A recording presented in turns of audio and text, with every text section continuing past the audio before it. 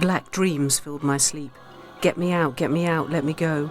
Black dreams of terrors fill, in nuclear's grasp, a giant's footprint on heart. Step 1, calm voice. In the event of a nuclear accident, you'll be required to leave Sizewell. Step 2, calm voice. You must leave, evacuating yourself and your family as soon as possible. Step 3, concerned voice. Leave now. Don't gather your belongings. Go as quickly as possible to... Nightmares invade my sleeping thoughts. Where to, where to? Evacuate, but where?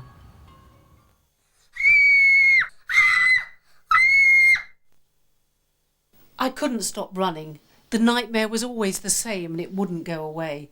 I was terrified. I was trying to escape a nuclear accident at the plant. My world had stopped being safe. My childhood innocence had been lost. I grew up on the east coast at Sizewell in Suffolk. Southwold, Dunwich and Albury surround it. As a child I lived in the shadow of nuclear energy, but it's still a source of creative inspiration for me today in my poetry. I'll never forget Sizewell before A was built. Well, I had the noise at night that used to go brrrr, brrrr, like that when I'd hit that London clay. Well, there were 3 woods where the power station was now, and that was probably the best part of Sizewell. And the power stations have actually taken the best part of Sizewell away.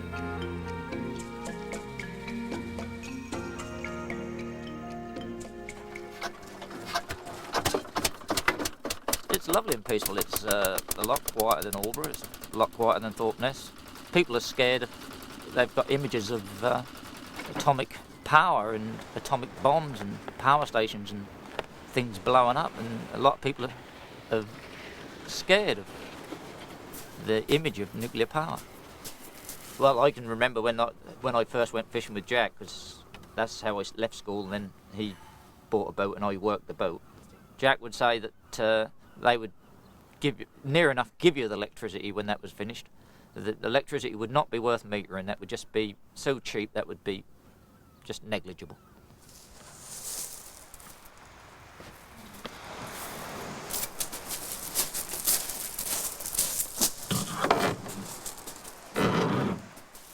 My dream would be to see the power station. Well, I suppose that is a dream because that'll never go away, but that would be to see it return to how it was, and I could go along there shooting with the dog and cycle along and do as I pleased as I used to, but that's not going to happen. Running along a coastland path towards Thorpeness, along cliff tops, sandy foot-trod paths, me in front, family behind, 1, 2, 3.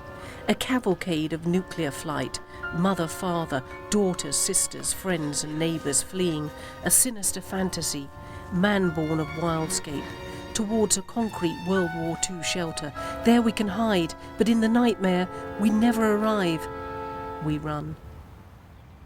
It was on this path that I imagined myself fleeing.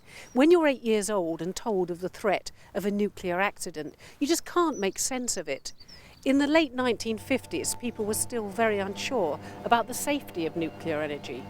A.J.P. Taylor, the historian, wrote of the burnt bodies, the hideous destruction, and he posed the question, knowing all this, who would press the button? It was the height of the older Marsden marchers. Well, Sizewell has gone through dramatic changes.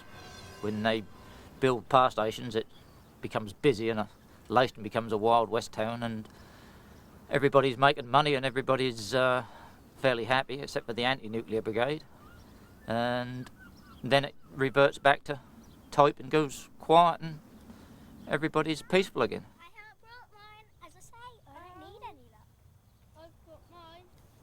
Foot soldiers across the giant pipe, arms outstretched. We're pirates walking the plank to the danger sign. We're inside the wire mesh, inside nuclear A's fences. You run first and we'll follow. Touch, turn back, and don't let the guards see you. Go, don't stop, just go. Breathless running, no stopping, there and back, to the sandy lane, panting and puffing, safe. With all the talk of terrorism these days, it seems amazing to be able to tell you that as children we regularly broke into the plant. We got in through the perimeter of the fences and played tag with the security guards. We treated it as we treated the rest of the landscape, just like an adventure playground. Come on, see if you can do it with us.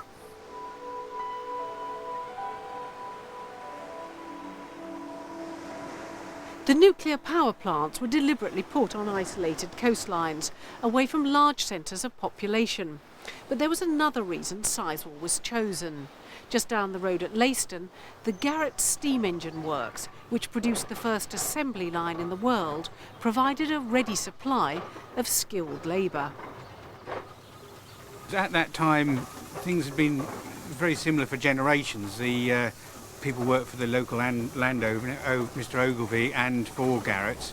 But Garrett's was in decline, the fishing industry was in decline, so people had a mixed idea about nuclear power coming to this area. The relationships at that time were, to a certain extent, you could say medieval. Certainly there was a paternal relationship between the local landlords and the staff or the employees, and the same at Garrett's, so certainly a paternal relationship.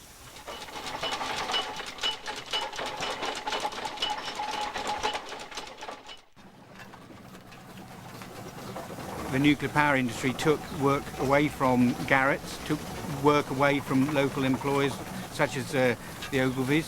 So this course did cause a change in the relationship between large landowners and their staff. Yeah.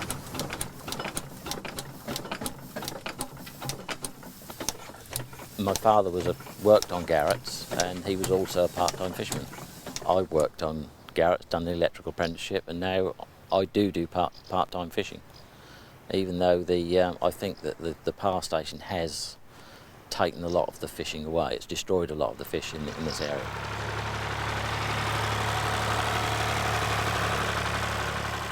We used to move the pipes for them because they were only a small crew, and me and my father went down, my late father went down there, and there was a bloke there about 50, and he said he'd then bored, he was boring the other side of the butt somewhere, and he turned around and he said to me, he said, well, I shan't see it, but he said, you should see it. He said, there'll be 3 power stations here in years to come. It's going to be 2006 before that's decommissioned. I don't believe that. When the power station came, obviously there was an explosion. That's not the right word. There was an influx of workers. I worked for Captain Ogilvy at Thorpeness Estate Office, and I was there for nearly 2 years when I got a job for Taylor Woodrow. Started off on the switchboard, then to the general office, and then I ended up being secretary for the site agent. The power station was a good thing for the village. As I say, there was nothing else around here. Garrett's had closed down, and people were just so depressed. When they come to talk about decommissioning, 2006, have you got any thoughts on that? I haven't really, because I never thought, as far as I'm concerned, they know what they're doing. I've grown up with a concrete structure at the top of the hill, and I really haven't thought anything about the decommissioning. In as much as it's there, it's still working, and when it stops working, obviously they know what to do with it. It's simple as that.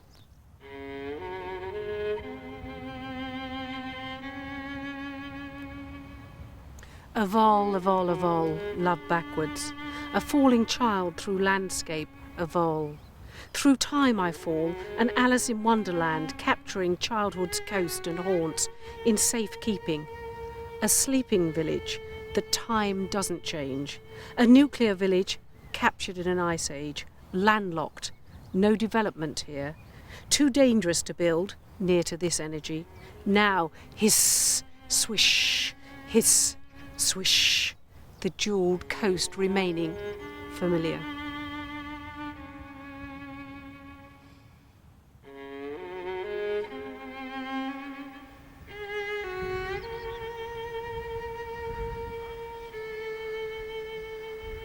We vented our protests at the pylons, which were placed all across the landscape as far as you can see. In my poems I refer to them as giants' footsteps, horrible metallic structures that dwarfed everything around. It was the end of our landscape as we knew it. The electricity was put on some years before the power station. Apart from the Hut 2 cottages down Sandy Lane, which installed us in the shadow of the Sizewell A. And they only had, Sizewell A was given out electricity before they had electricity in their houses there. Yeah, they still have their tilly lamps and their paraffin lamps. And there was nothing there. But there was a promise made when they brought the power station here. It's that in fact you'd have cheap electricity or electricity. Oh, your electricity would be so cheap they've almost given it to you. And it's been going up ever since.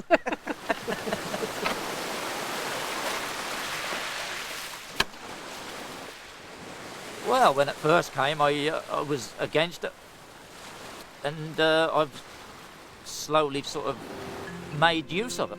Instead of kicking my heels up, and I thought, well, I might as well, I'm not going to stop it, so I'll go with it.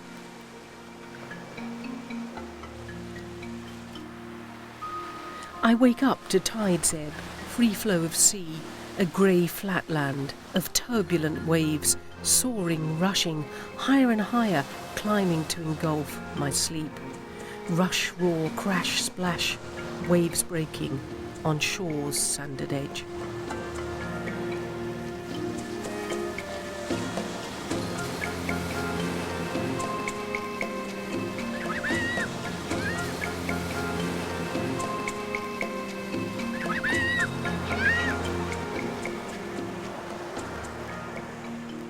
The Ogilvie family were the largest estate owners in this part of Suffolk. They owned the land that Sizewell A was built on.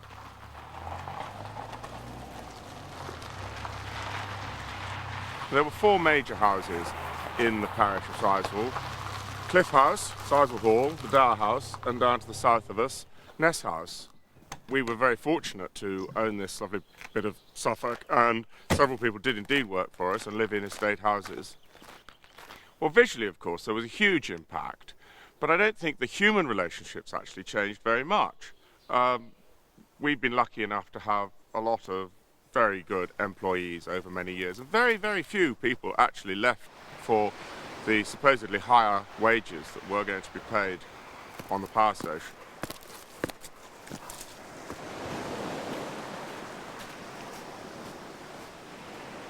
My parents lived in estate workers' cottages. It was basic survival living from the land. Not a tear anywhere, Miriam's bird. Fingers now inside, pulling out the gizzards. Miriam's artistry. A composer's fingers on a keyboard playing Fat of the Land, full blast. Down and feathers filling lungs. The bliss of watching the cook at work, playing on her bird. A symphony of fingers movements on skin, bird song, finger quick. We ate pheasant today, pheasant from the fat of the land, and Miriam's fingers sung to us, played a symphony to our stomachs, a piano on the landscape.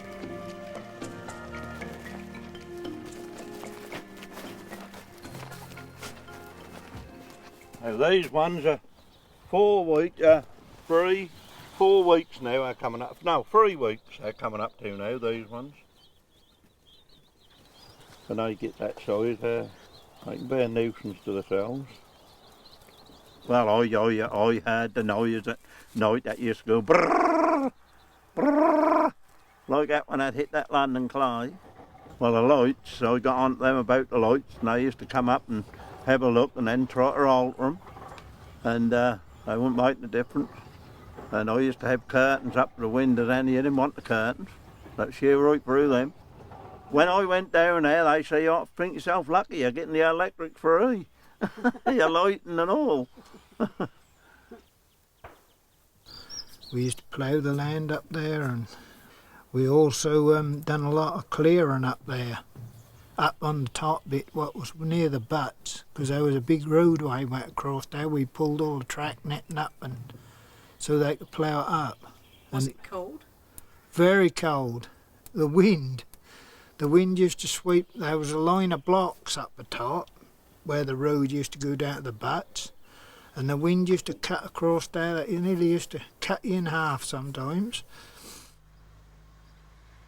That sort of changed overnight, if you know what I mean. That went from to a wilderness to a town nearly in a few weeks. You'd never believe how quick I got the stuff down there. The Ogilvy's estates embraced Sizewell, Thorpe Ness, Aldringham. It was feudal. Some didn't even have electricity. Now when I come back, I covet how unchanged everything is because the planning restrictions are so tight.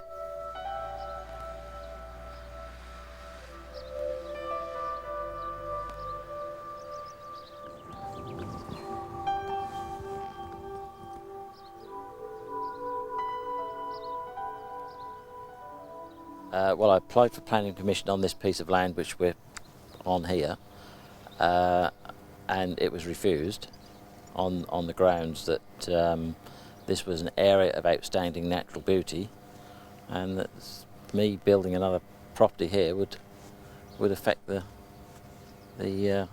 natural beauty. It's got the most fantastic flora to go down there, with bog orchids, ragged robin, buttercups and all sorts of things which I'm not qualified enough to describe properly. It's a site of special scientific interest. It's wonderful for waders and waterfowl, various sorts of ducks, snipe get down there a lot. I love the marshes. So you still I wish they still belonged to me. All right.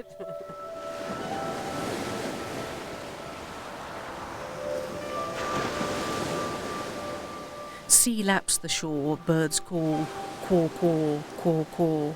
Movement's poetry of a gull's dive.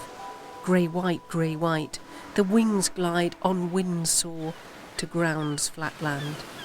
A seascape of yellow sea poppy, gorse heath, colt speckled foot. The seagull's true line on wind's back, of glide and dive, zigzag flight, rejoicing in wind's path.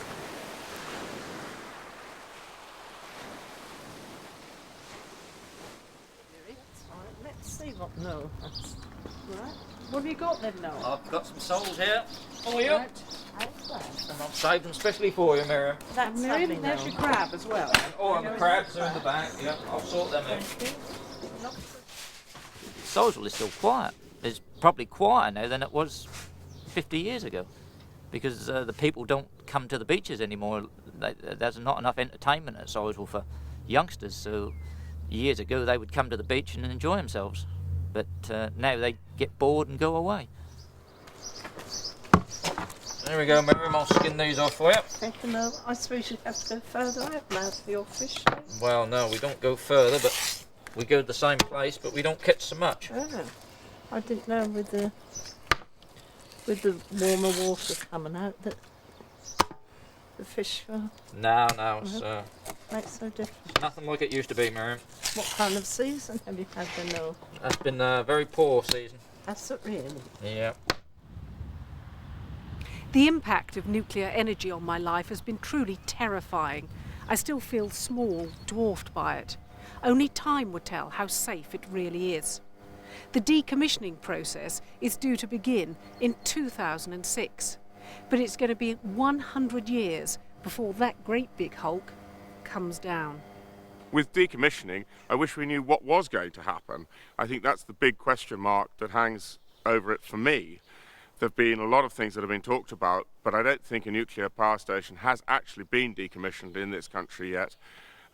So it is, as I say, an area of big question, and it would be nice to know what was going to happen. 5 years is not that long.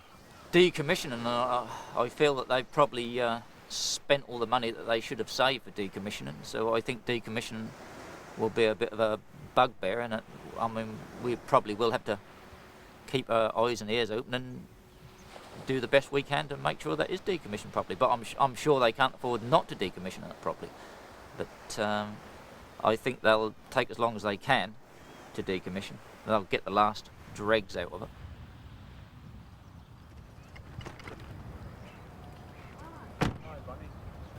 Decommissioning of Sizewell A will probably be another 130 years if the nuclear industry has its way. It is feasible to decommission it within a few years of the station shutting, but it would be very expensive because it would have to be done by remote control.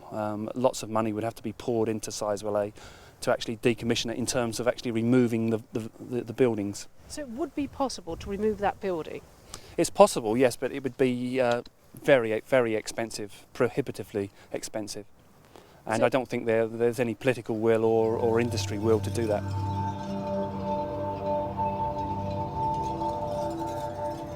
Where beauty placed at sea's edge held wind in its gasp, noise polluting tar thick, now attacks coastlines' vocal cords, hissing, spitting, roaring, a nuclear firework twice daily launching steam, skybound hissing on gulls' cry. What I think we're going to be left with here at Sizewell A is a large earth mound. I think they intend to earth it over after removing the ancillary buildings and leave it for 135 years. That's sad. It's very sad for the coast. First and foremost in my dream would be to get rid of the pylons. Then I suppose if we could find a way of generating electricity without such a huge impact, I hesitate to call it a blot, but it is a bit of a blot on the landscape, more than a bit, to be honest. That would be absolutely fantastic, but I suppose that's an awfully long way off. Well, my dream would be, I'd like to see it how it was before ever the B and the A station was ever be put up there. I should like to see it back to what it was. Has nuclear A and B taken the energy out of me, or are my lobster-red dreams waiting for the resurrection, for decommissioning to begin and forests' rebirth? Will trees sprouting on A's Hill put the energy back in me?